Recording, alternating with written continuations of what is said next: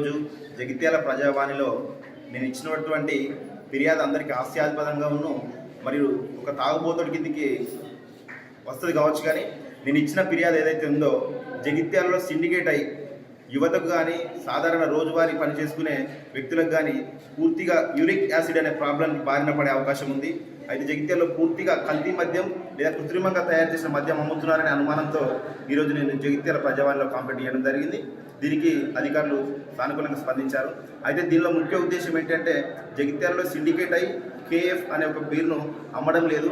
అదే ఈ జగిత్యాల జిల్లాలో కొరుట్ల కానీ ధర్మపురి కానీ అమ్ముతున్నారు. మరి ఈ బీర్ ఏదైతే తప్పైతే ఆ రెండు మండలాలు ఎందుకు అమ్ముతున్నారు, నిజమైతే ఇక్కడ ఎందుకు అమ్మడం లేదు? పోతే విచ్చలవిడిగా బెల్ట్ షాపులు అనేవి జగిత్యాలలో ఏర్పడ్డాయి. వాటిలో 200 నుంచి 300 రూపాయలకి కేఎఫ్ బీర్ అనే దాన్ని అమ్ముతున్నారు. పూర్తిగా ప్రజలపై ప్రజలు పూర్తిగా దోపిడీకి గురవుతున్నారనే కారణంతో ఈరోజు నేను ప్రజావాణిలో కంప్లైంట్ ఇవ్వడం జరిగింది.